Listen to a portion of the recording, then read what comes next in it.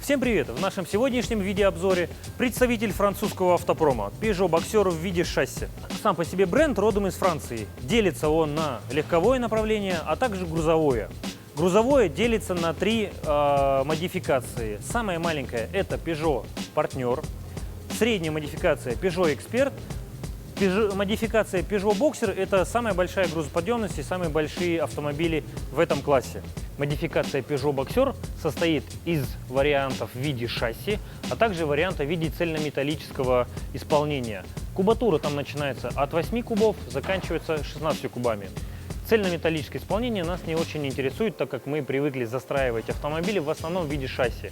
В этом случае получается более правильная конструкция внутри фургона, более правильный объем и более лучшая эксплуатация. Французская марка собирается на своем собственном заводе в Италии и поставляется к нам в собранном виде, в виде шасси или цельнометаллических автомобилей. В 2014 году произошел рестайлинг, машина обновилась и теперь выглядит вот именно таким образом. Примерно до 2013 года в модельном ряду Peugeot Boxer было два варианта колесных баз.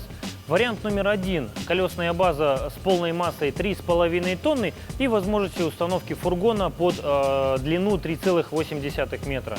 И вариант с полной массой 4 тонны, что соответствовало C-категорию, который был на 40 сантиметров длиннее. Под требованием времени вот C-категория не очень была популярна, поэтому производитель сохранил удлиненную модификацию, но оставил ее с полной массой 3,5 тонны. У нее индекс получился 435.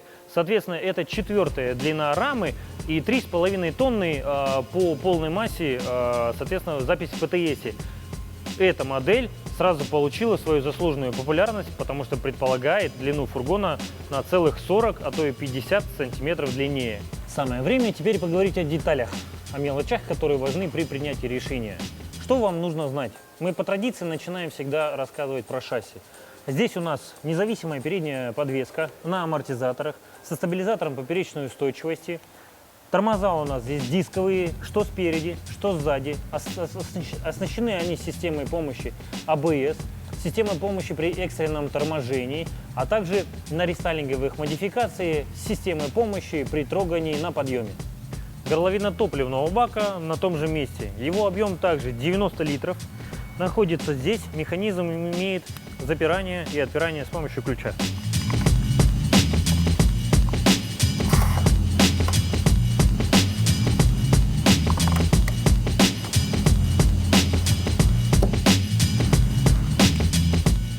Есть две характерные особенности, которые присущи этой марке. Это тот факт, что кабина и рама выполнены воедино, а также передний привод колес. Сам Ford, имея модификацию 300-ю, раньше тоже предлагал автомобили с передним приводом, но в рестайлинговой модификации 2014 года от переднего привода отказался, теперь у Форда только задний привод. Задняя подвеска у нас зависимая, там установлена балка. Но при этом на задней подвеске не установлен стабилизатор поперечной устойчивости, что является очень важным моментом. При этом на задней оси установлены двухлистовые рессоры, что обеспечивает грузоподъемность шасси в районе 1,5 тонн. После установки любого из фургонов грузоподъемность немного снижается. В большинстве случаев такие автомобили берут по российской практике для перевозки 1,5–2 тонн груза. Соответственно, стандартных листов рессор не хватает. Здесь есть решение, которое спасает эту ситуацию. Мы вам можем установить сюда комплект пневмоподвески. Тем самым вы можете возить необходимое количество груза, и ваш автомобиль, соответственно, не будет проседать и ездить, грубо говоря, уперевшись подкрылками на колеса. Поэтому имейте в виду этот факт. У модельного ряда Peugeot Boxer есть общее. Это их платформа. Она объединяет и вариации в виде шасси, и вариации в виде цельнометаллических. У них идет индекс L1, L2, L3, L4. L1, L2 относятся исключительно к цельнометаллическому модельному ряду. L3, L4 выпускается как в виде цельнометалла, так и в виде шасси. В нашем случае базовое исполнение колесной базы L3 предполагает установку фургона длиной 3,8 метра, а исполнение L4 предполагает установку фургона уже 4,2 метра. По задней части принципиальных изменений никаких нет. На своем же месте находится запасное колесо 16 радиуса, которое является полноразмерным, те же блок-фары с набором необходимых элементов и буксировочное ухо. Непосредственно про шасси все важные моменты, которые вам нужно знать, мы с вами рассмотрели. Теперь про кабину. После проведения рестайлинга в 2014 году кабина сбоку практически не поменялась. Значительно поменялась по передней части. Здесь серьезно изменили переднюю светотехнику. В стандарте идут дневные ходовые фонари. И очень сильно поменялся дизайн бампера. Само по себе исполнение передней части теперь стало более красивое, более гармоничное, по моему мнению. Зеркала заднего вида у нас на увеличенном кронштейне. Это специально ставится для вариантов в виде шасси, когда сама будка по себе шире, чем кабина. Поэтому для того, чтобы была хорошая обзорность, именно используют этот удлиненный кронштейн. То есть как раз под будку шириной 2,20. Здесь есть огромного размера зеркальный элемент, внутри которого есть обогрев. Он управляется из кабины с помощью электрорегулировок. Снизу есть часть для обзора мертвых зон. Она регулируется механическим способом.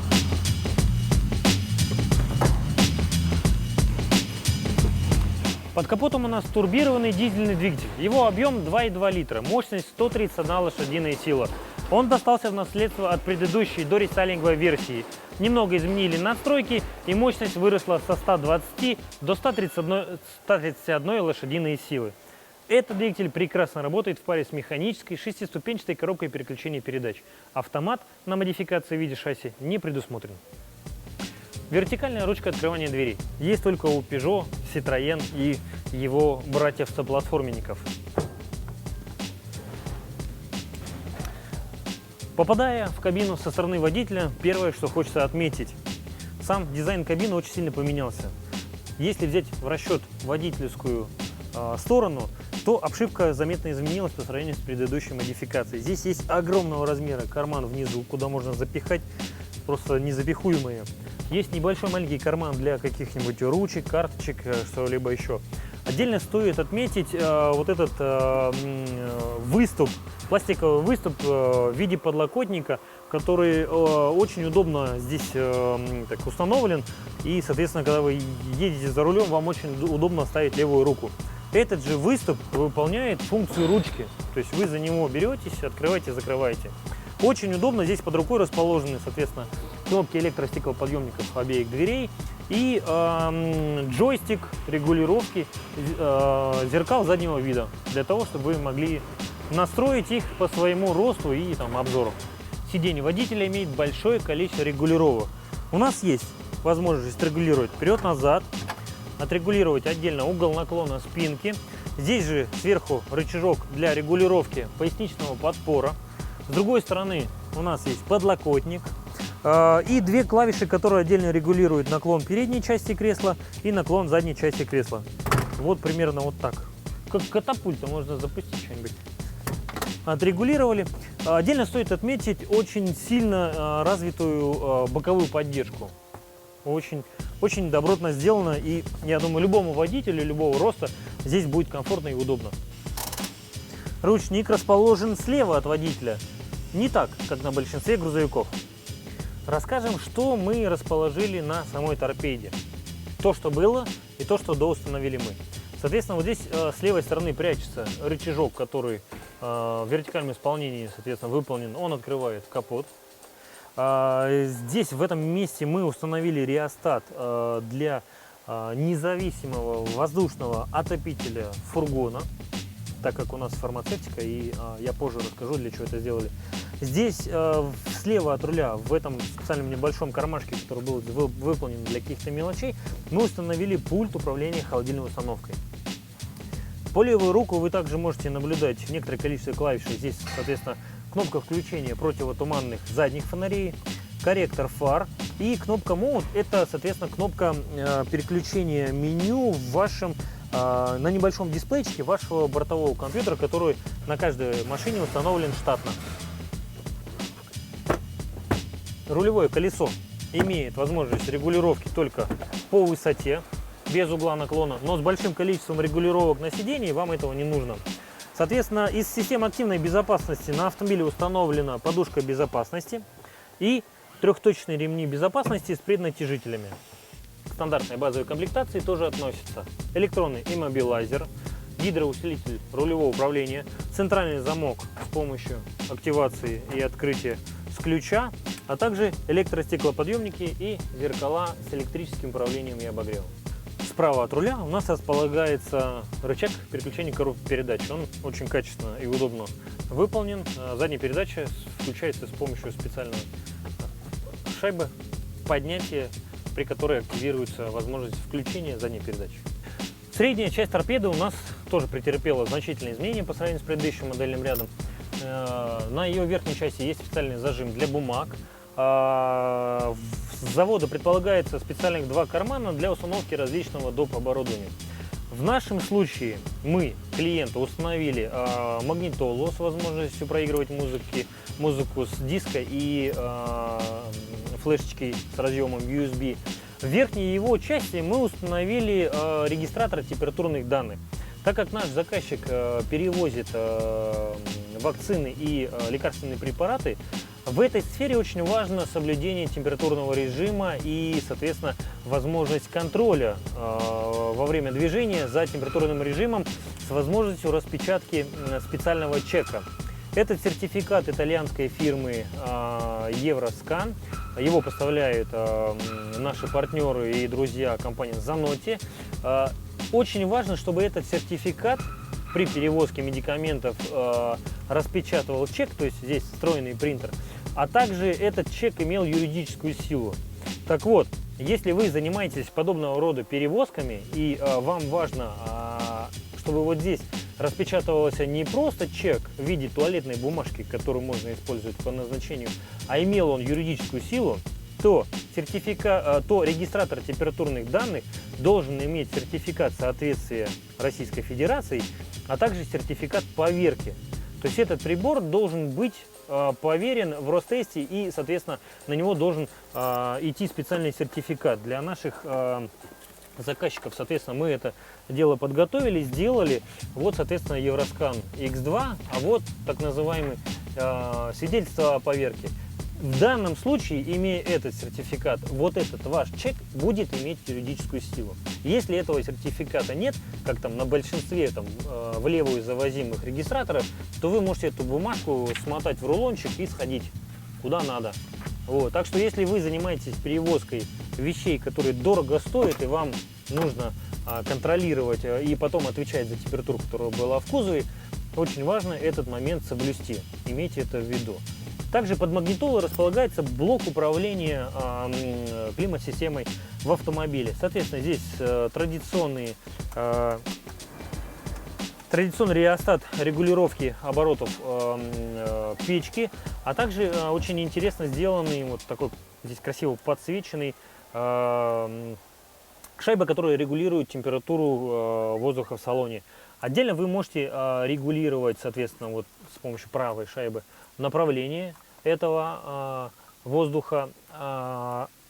Клавишей, такой необычной клавишей внутри вы можете регулировать рециркуляцию воздуха внутри салона, либо пустить воздух снаружи. Между ними располагается кнопка штатного кондиционера. Требования нашего заказчика были категорические. Нам надо было и сохранить кондиционер в салоне, и установить холодильный агрегат на фургон. Где-то примерно до 13-14 года в 99% случаев снимали штатный и выбрасывали кондиционер, на его место ставили компрессор от системы холодильного оборудования. Тем самым мы вынуждены были жертвовать комфортом и, так сказать, безопасностью непосредственно водителя и тех, кто находился в салоне. Сейчас же эта проблема решена. У нас есть возможность собирать, готовить вам автомобили для Москвы, когда очень жарко, да, неважно, или для южного региона какого-то России. Мы имеем возможность вам сохранять кондиционер, чтобы вы не чувствовали себя там, некомфортно, ваши водители, тем самым там, снижалась безопасность их непосредственно. Под этим блоком располагается отдельные по горизонтали вытянутый ряд кнопочек, в центре которой красная кнопка аварийной сигнализации, кнопка включения центрального замка принудительная, а также кнопка включения обогрева зеркал. В эти фальш-кнопки вы также можете доустановить любое оборудование, которое вам потребуется. Под этим всем делом есть огромного размера бардачок, куда можно поместить большое количество бумаг, документов, путевых листов и всего что угодно. Справа от этого хозяйства всего находится вот такой специальный подстаканник. Его можно использовать как для мелочей, для ключей, для чего угодно. Рядом с ним находится разъемчик для прикуривателя, 12-вольтовый, стандартный, все, что предполагается.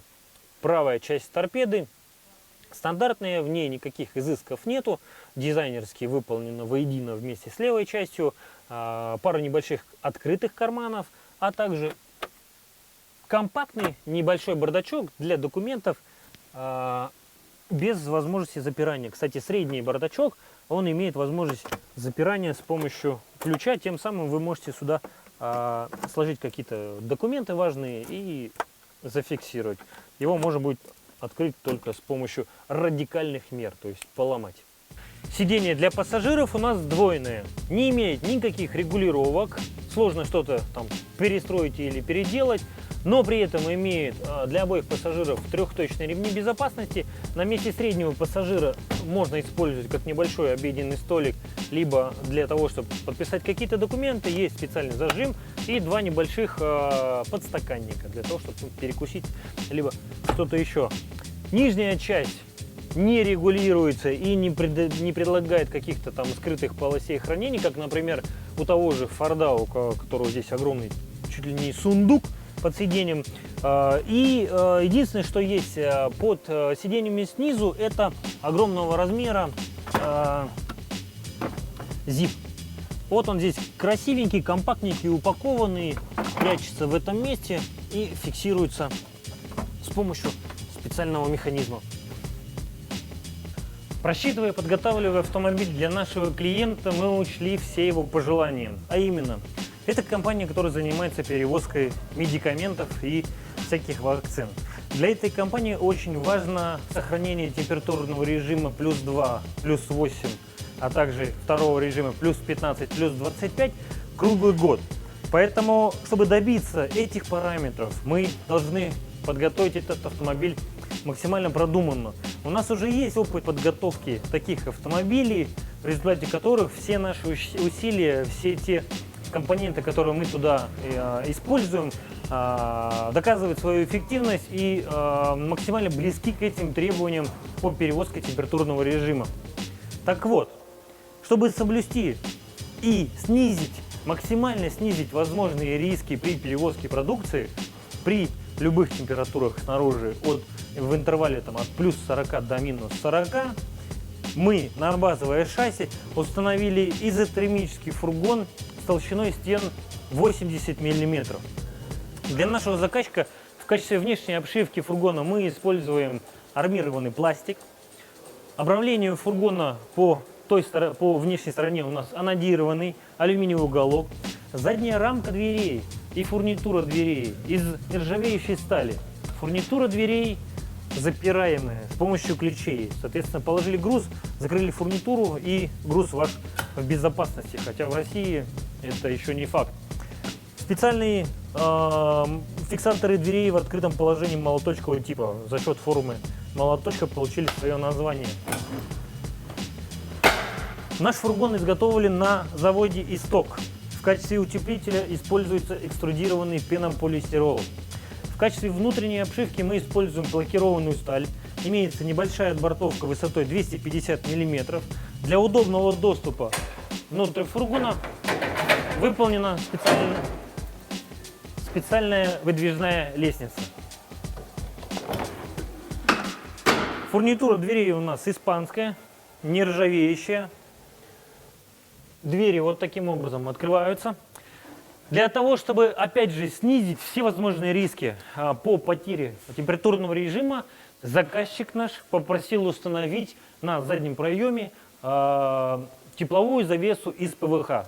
Соответственно, после того, как мы промеряем этот проем, мы под этот проем уже изготавливаем с небольшим нахлестом по длине и с небольшим перекрытием по ширине вот такие шторы из ПВХ. Они мягкие, холодостойкие. Вот, соответственно, в случае открытия дверей они уменьшают количество теплого или холодного воздуха, который проникает или уходит непосредственно в отсек нашего фургона. Для доступа в фургон на задней двери также установлен специальный поручень. Вот таким образом вы попадаете внутрь.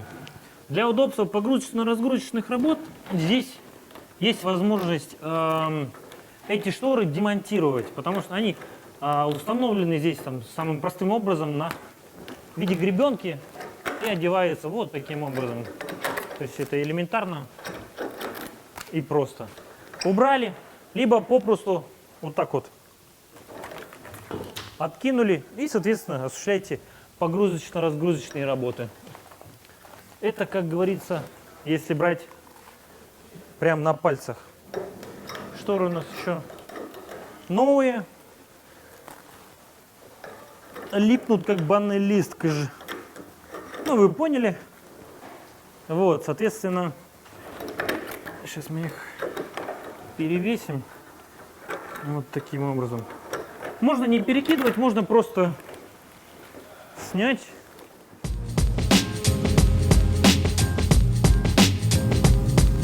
Наш заказчик планирует эксплуатировать этот автомобиль в черте города. Ранее он уже получал подобные автомобили с размерами фургона, которые были немного больше. Заказывая и проектируя этот автомобиль, он попросил сделать ему фургон покороче, поуже и пониже.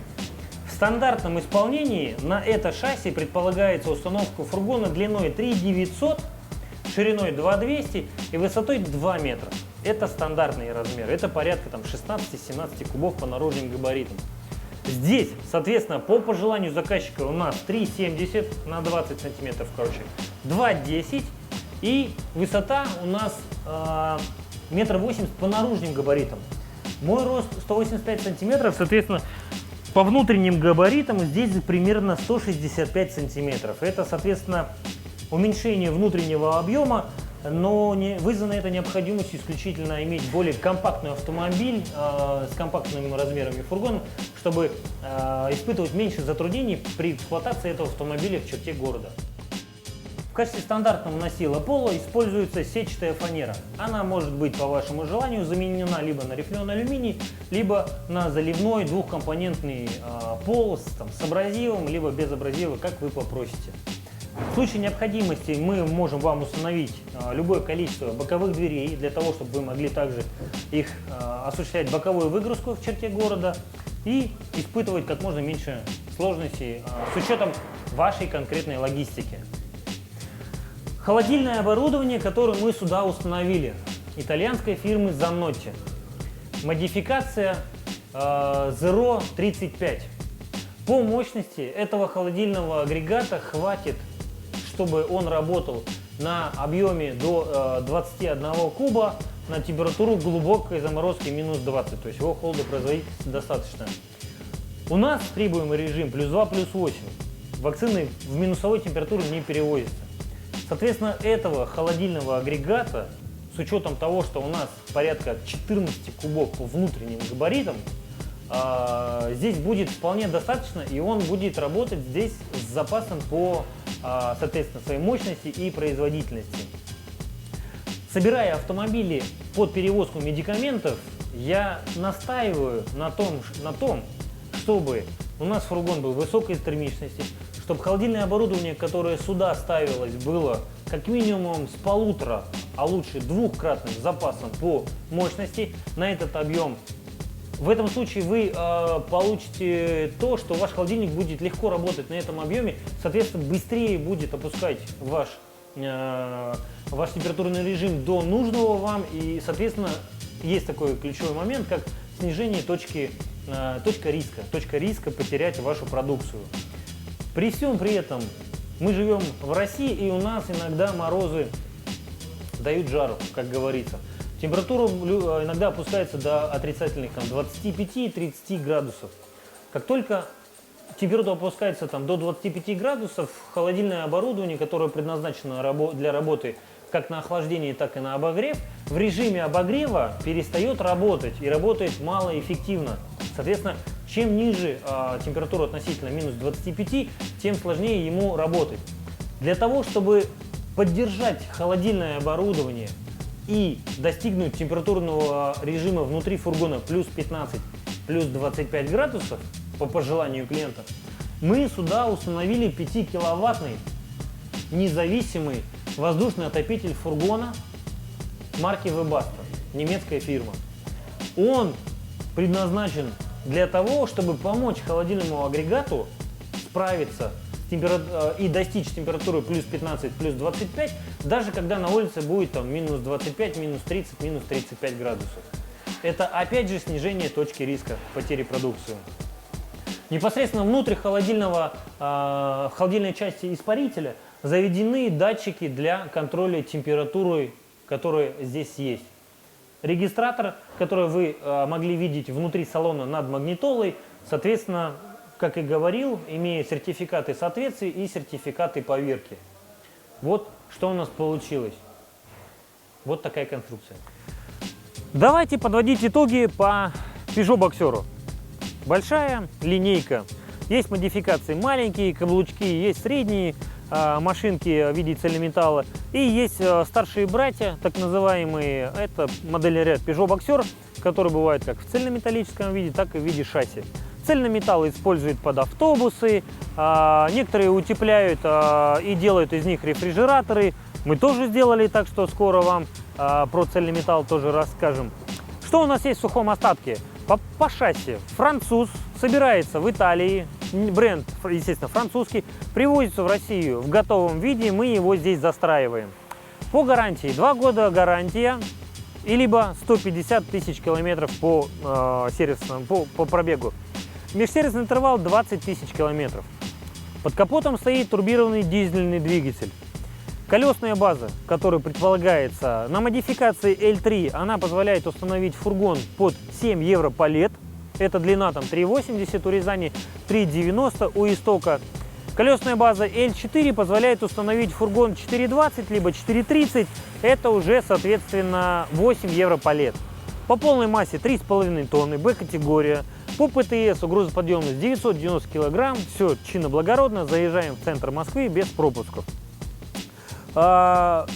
Есть любители, а есть не любители этой марки. Это уже нужно решать каждому из вас, кто как к этому относится.